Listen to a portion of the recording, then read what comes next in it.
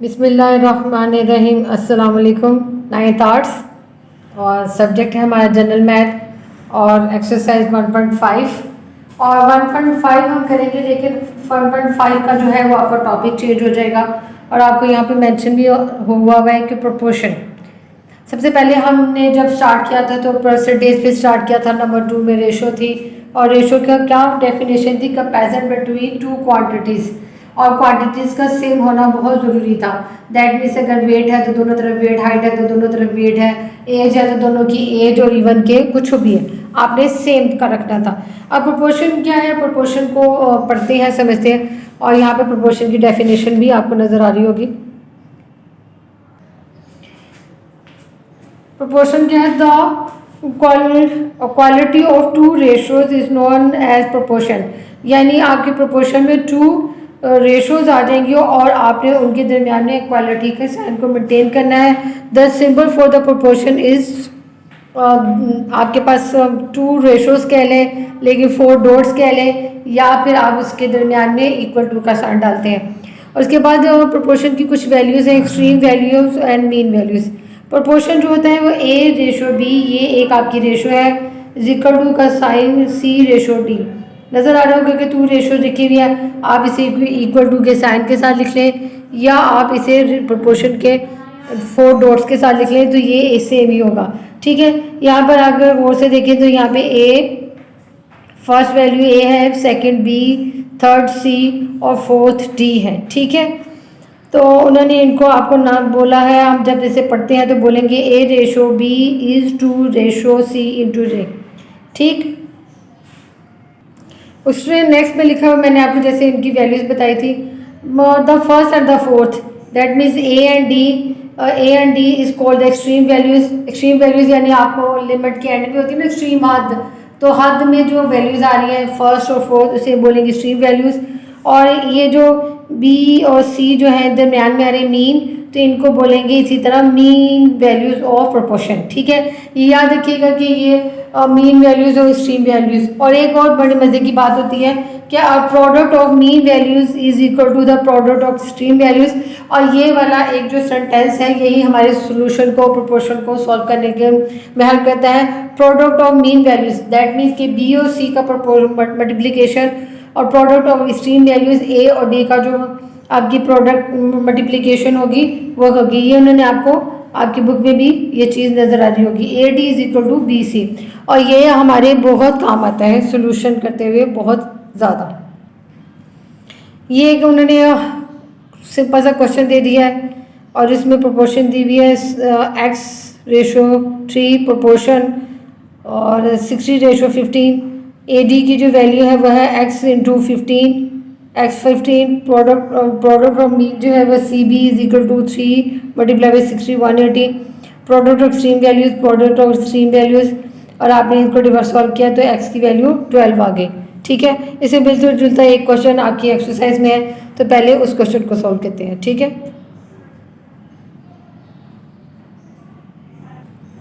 ये आपकी एक्सरसाइज है, एक्सरसाइज 1.5 और question number 1, find the value of x in the proportion 20 into 50 और प्रोपोर्शन 8 रेशो एक्स। ठीक है, तो इसे सॉल्व भी उसी तरह करेंगे। ये आपको क्वेश्चन नंबर 1 नज़र आ रहा होगा, आपने की ये वाली वैल्यू जो है वो क्या होगी, एक्सट्रीम, और ये वाली वैल्यूज़ मीन। आप एग्जाम्पल की तरह करना चाहें तो extreme value product of extreme values पहले कर लें, प्रोडक्ट ऑफ मीन वैल्यूज़ अलहदा कर लें, लेकिन मैं यहाँ पर आपको यहाँ पर ही लिखने लगी हूँ प्रोडक्ट ऑफ एक्सट्रीम्स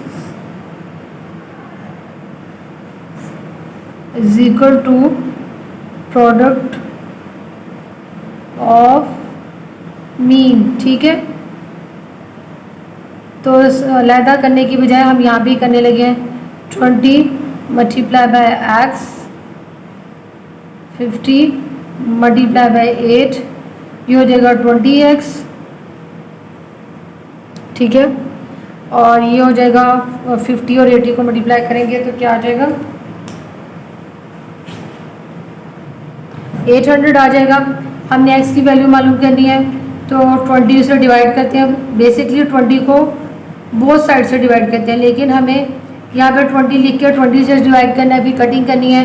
तो ये काम हम छोटे लेवल में बहुत करते हैं, लेकिन जब वैसे बड़ी क्लासेस में होते हैं तो इसे ऑब्वियस करते हैं, यानी अपने माइंड में करते हैं कि 20 असल में कैसे यहाँ वाला 20 उधर हो गया। तो बेसिकली दोनों साइड से डिवाइड होता है। आप इसे कटिंग कर लें तो 0 0 और 4 और 20, तो x की वैल्यू हो गई 20। ये जो क्वेश्चन नंबर 1 है ये सिंपल प्रोपोर्शन का क्वेश्चन है, और आपके इस पूरी बुक में ये एक बार क्वेश्चन है, या एग्जाम्पल में है या उसमें है, लेकिन हमने जो अपनी प्रोपोर्शन करनी है वो एडवांस फॉर्म करनी है, और वो एडवांस फॉर्म में के भी थोड़ी सी इंट्रोडक्शन हो जाए।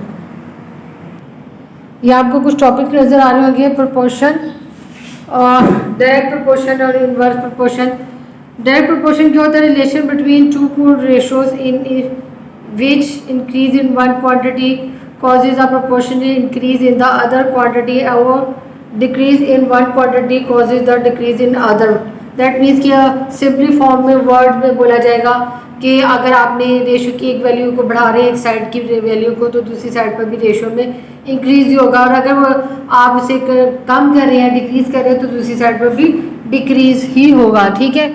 उसके बाद इन्वर्स में जो होता है उसमें बिल्कुल ऑपोजिट मेथड होता है कि अगर आप वन रेशो साइड आपकी इंक्रीज हो रही होती है तो जो सेकंड रेशो होती है उसमें डिक्रीज चल रहा होता है, और अगर आपकी फर्स्ट रेशो में डिक्रीज हो तो सेकंड रेशो जो होती है वो इंक्रीज में होती है, यानी इन्वर्स में होती है। एग्जाम्पल के तौर पर आपको एक क्वेश्चन में आपको सॉल्व दिखा देती हूँ, फिर उसके बाद हम सोल्यूशन स्टार्ट करेंगे। एग्जाम्पल नंबर 1 है, the price of 20 pens is ₹2000, what will the price of 40 each pen. आपने जो वैल्यू मालूम करनी है वो प्राइस ऑफ 40 पेन्स मालूम करनी है, तो सबसे पहले जो स्टेप होता है, let X be the price of the pen. ठीक है। आपने पेन मेंशन करना है, जो वैल्यू मालूम करनी होती है, मोस्टली तो वो लिखी जाती है जो वैल्यू मालूम करनी होती है। तो यहाँ पे उन्होंने पेन लिखा, जब 20 पेन थे तो ₹2000 थे, अब 40 पेन है तो एक्स वैल्यू यानी आंसर होगा। अगर गौर से देखिए, ये जो आपके एरोस नज़र आए हैं, आपके पेन ज़्यादा हो गए, 20 में से 40 हो गए, तो दैट आपकी ऑब्वियस बात है कि आपके रुपीज़ भी ज़्यादा हो गए। आप ज़्यादा पेन खरीदेंगे तो जो आंसर आएगा वो ज़्यादा नहीं आएगा, तो इसे बोलेंगे डायरेक्ट। आप इसके एरोस डाउनवर्ड में भी लगा सकते हैं, अपवर्ड्स में भी लगा सकते हैं, लेकिन सेम होने का होता है। अगर डाउनवर्ड है तो दोनों डाउनवर्ड, अपवर्ड है तो अपवर्ड। दैट मीन्स कि 20 से 40 इंक्रीज हो रहा है तो 2000 से भी इंक्रीज होगा। फिर आपने जो फ्रैक्शन लिखनी है तो उसको इसी हिसाब से लिखना है जिस हिसाब से वो एरोज हैं। 20 आपको इस साइड पर आपका न्यूमिनेटर है तो 2000 भी न्यूमिनेटर होगा, 40 डिनोमिनेटर तो एक्स डिनोमिनेटर। क्रॉस मल्टीप्लिकेशन करें, वैसे तो सॉल्व कर दिया, तो क्रॉस मल्टीप्लिकेशन करें एक्स 1 से और 2000 से हुआ तो एक्स की वैल्यू ₹4000 आ गई। ठीक है। तो इसे मिलते जुलता क्वेश्चन जो आपके एक्सरसाइज में है, और इसमें गौर से देखिएगा कि आपके पास 2 रेशोज में। ठीक। एग्जाम्पल नंबर 2 भी इसी तरह की है, 2 रेशोज के साथ है। एग्जाम्पल नंबर 3 जो है वो भी 2 रेशोज के साथ ही है। Question number 2, the price of 15 suit is ₹6,750। How much such suit can be purchase by an amount of ₹4,040। 15 suit जो है वो आपके 6,750 में आ सकते हैं, और अगर आप उसके अमाउंट 4,000 कम कर देंगे तो आपको डेफिनेटली आपके जो सूट्स होंगे उसकी प्राइस कम होगी। तो इसका सोल्यूशन स्टार्ट करते हैं कि कैसे होंगे। अगर आप बाकी क्वेश्चंस को भी देख लें, क्वेश्चन नंबर 3 इसमें भी आपके 2 रेशोज़ हैं, 4 में भी 2 रेशोज़ हैं, 5 में भी 2 रेशोज़ हैं, और 6 में भी 6 से जो आपके ऑनवर्ड है वो आपका प्रोपोर्शन से चेंज हो जाते हैं। 2, 3, 4 एंड 5 आपके एक जैसे क्वेश्चन हैं, यानी कंपैरिजन बिटवीन या क्वालिटी बिटवीन 2 रेशोज़ है। ठीक। लेकिन अभी हम क्वेश्चन नंबर 2 करने लगे जी। क्वेश्चन नंबर 2 में मालूम हमने क्या करना है, और उसे सपोज करेंगे number of suits, let the number of suits, जिसे नॉर्मली एक्स बोला ही जाता है, आप वाई जेड कोई भी वेरिएबल बोल सकते हैं, लेकिन हम नॉर्मली ऐसे ही बोलते हैं। अब जो मालूम नहीं है उससे मैं लिखने लगी हूँ सबसे पहले कि सूट्स और प्राइस। ठीक है। जब हमारे पास 15 सूट्स थे तो प्राइस जो थी वो 6,750 रुपीज़ थी। अब जो हमारे पास प्राइस है वो 4,050 हो गई। तो हमारे पास सूट्स क्या होंगे, अगर आप गौर से देखें तो आपकी प्राइस वैल्यू कम हुई तो आपके सूट्स भी कम होंगे।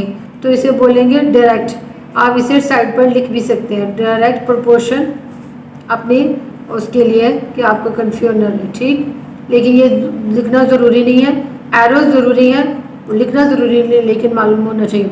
अब आप इसे करेंगे 15/x is equal to 6,750 divided by 450। अब इसकी क्रॉस मल्टीप्लिकेशन करेंगे तो यहाँ पर आ जाएगा 6,550 जो है वो x के साथ मल्टीप्लाई हो रहा है और 4,050 आपका मल्टीप्लाई हो रहा है 15 के साथ, ठीक है। चाहे तो आप इसे मल्टीप्लाई कर लें और बाद में करें, लेकिन मैं नॉर्मली अब जो क्वेश्चन होते हैं वहाँ पर इस वाली ये वाली वैल्यू वहाँ पर कन्वर्ट कर लेते हैं। ये यहाँ पे मल्टीप्लाई था, इस साइड पर जाके डिनोमिनेटर में हो गया और अब इसे सॉल्व करेंगे। अब यहाँ पे इसकी कटिंग करते हैं। आप चाहे तो 0 के साथ कटिंग कर लें, 5 के साथ कटिंग कर लें या बड़ी वैल्यू के साथ कटिंग कर लें, ठीक है। तो 6,075 जो है 15 के टेबल में आता है, तो मैं इसे डायरेक्ट वन करने लगी। 16 1 4 क्या होगा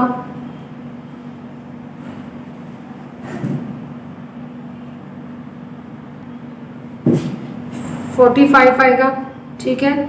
15 4 60 होता है और 5 75 होता है। और इसी तरह आप 75 और इसको करेंगे तो ये 9 के टेबल में चला जाएगा और x की वैल्यू जो होगी वो 9 आएगी। यहाँ पर मेरे पास पेज पे जगह नहीं है तो मैं साइड पर लिख रही हूँ, लेकिन यहाँ पर इसके एंड में सेंटेंस के फॉर्म में लिखना ज़रूरी है, क्योंकि बेसिकली हमारा जो आंसर वो x में नहीं होना चाहिए, सेंटेंस में होना चाहिए। तो मैं इसे साइड पर जस्ट करने लगी हूँ। तो हमने मालूम क्या करना था, suits can be purchase, suits can be purchased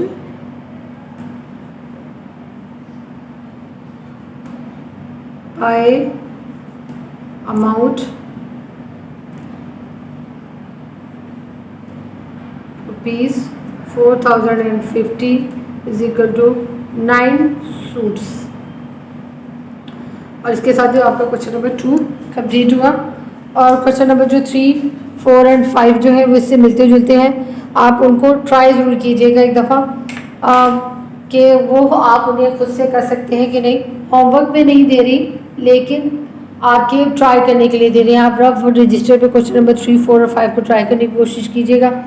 अगर आपको कोशिश में कामयाबी हुई तो आपका मतलब है कि आपको बहुत अच्छा हुआ। लेकिन मैं आपको नेक्स्ट लेक्चर में डेफिनेटली ये वाले क्वेश्चंस भी करवाऊंगी। लेकिन आज का लेक्चर यहाँ पे कंप्लीट करते हैं। प्रोपोर्शन को मैंने एक्सप्लेन किया और उसके एक सिंपल क्वेश्चन करवाया प्रोपोर्शन का, और एक ऐसी प्रोपोर्शन जिसे हम वर्ड्स में यानी रियल लाइफ प्रॉब्लम्स का एक क्वेश्चन सॉल्व किया। तो नेक्स्ट लेक्चर के लिए अल्लाह हाफिज़।